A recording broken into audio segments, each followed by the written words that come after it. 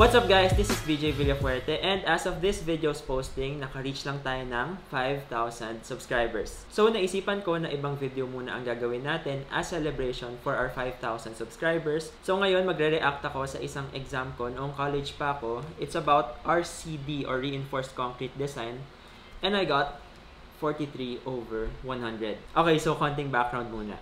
Nung SEM na nagtitake ako ng RCD, yun din yung same SEM kung saan ako nagtithesis and at the same time, yun din yung SEM kung saan sumali ako sa student council. So na-imagine nyo na super dami kong kailangan ipagsabay sa SEM na yun at unfortunately, hindi ako nakapag-aral masyado sa exam na to. Also, naalala ko yung mismong araw na yun eh. Moments before the exam, super kinailangan ko ng someone na magtuturo sa akin as if wala pa akong alam or wala pa ako naaaral na kahit ano sa exam. So, anong point ng buong video na to? Bakit ko sa inyo pinakita ang exam kung saan ako bumagsak?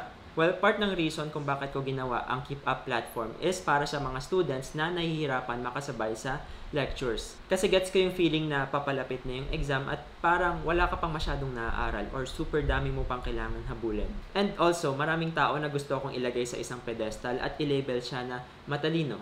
So yun yung ginagamit nilang reasoning kung bakit ako nakakakuha ng matataas na score sa exams, matalino daw ako, at hindi naman daw sila ganun katalino kaya average lang yung nakukuha nilang score. Guys, mali yung mindset na yun. Sa college, halos wala nang ibig sabihin ang term na matalino at hindi matalino. Ang tamang term na ginagamit is productive ka ba or hindi. Nakakaset ka ba ng schedule mo everyday para mag-aral at nakakakommit ka ba doon? Or hihintayin mo pa ba hanggat malapit na yung exam para ma-motivate lang kayo mag-aral? Napaprioritize nyo ba na gawin muna ang mga importanteng bagay or nagpapadistract ba kayo sa cellphone nyo? So kung pinapanood nyo yung video na to at natatakot pa rin kayo na mag-take ng board exam ngayon dahil hindi nyo pa master yung isang topic or that bumagsak kayo sa isang subject, well, isipin nyo na lang na kung kaya ko makabawi from this to this, sino nagsasabing hindi nyo rin yan kayang gawin? This is VJ Villafuerte. Thanks for watching. So earlier this week, bilang celebration ng ating pagkaka-reach ng 5,000 subscribers, nag-post ako sa FB at IG na magpapa-shoutout ako. And super dami sa inyo na nag-reply. Like 100 ata ang na-receive ko na response. So ganito yung gagawin ko. Isa-shoutout ko muna yung mga schools at batches na nag-reply sa akin. So una, binabati ko ang BSCE 2AS ng TUPC or Technological University of the Philippines.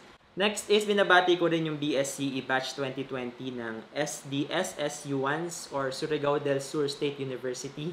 Super na-overwhelm ako dahil hindi ko in-expect na makakaabot din sa iba't ibang schools yung channel na to. Next is yung NEU or New Era University 2CE-1 at 2CE-4. So bakit yun lang yung pinapabati nyo na section? Batiin ko na rin yung 2CE-2 at 2CE-3.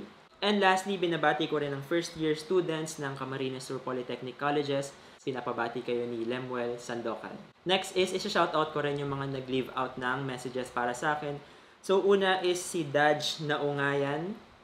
PS. Nag-SA ka sa dose namin before, keep up the good work. So partly yun talaga yung intent ko sa pagpangalan ng keep up. It's a play on keep up. So tama yung paggamit niya, keep up the good work. Next is from Julian Brahil. Been watching your videos. I've learned a lot. Lalo na yung checklist mo to make sure everything will be reviewed.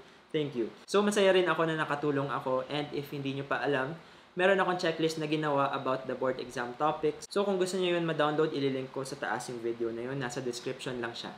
Next is from Cassandra Van. Your videos are very helpful, especially now. So yes, super dami rin nag-message sa akin na continuing daw yung online classes nila sa school and super nakatulong daw yung videos ko sa pag-aaral nila. So, super saya ko rin na nakatulong ako sa inyo. Next is from Marvin Matadeos. Thanks for sharing your knowledge through videos. It really helped me a lot. So, thank you rin sa panonood sa channel ko. Next is from Ingrid. So, engineer fan na fan nyo po siya. Lahat po ng video nyo tinitingnan niya at sinishare na po. So, thank you sa pag-share ng videos ko sa Facebook. And super nakakatulong din na sinishare niyo yung videos ko para mas marami pa tayong matulungan. And also, super belated happy birthday kay Cedric Daniel Eguia. Next is yung mga nag-message sa akin na kilala ko na. So, Rai Kakdak, batchmate ko noon sa Civil Engineering sa UP Diliman. Next, Matthew Naral. Sino kaya yun? Next is Jill Layson, vice chairperson namin ito nung nasa student council pa ako. And Celine Alexis Isidro, favorite GE classmate ko nung undergraduate pa lang ako sa UP.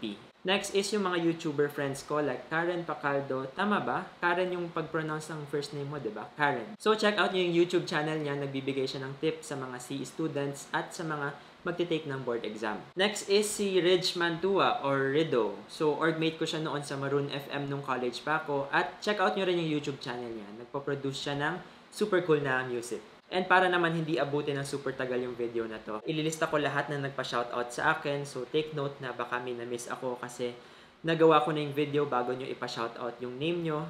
And also, follow nyo yung IG ko at VJM Villafuerte. Doon ako magpapapoll at kukuha ng mga video suggestions para sa future videos ko. So, hintayin nyo na lang yung future videos ko. Baka magpa-shoutout ulit ako doon. And again, thanks for watching.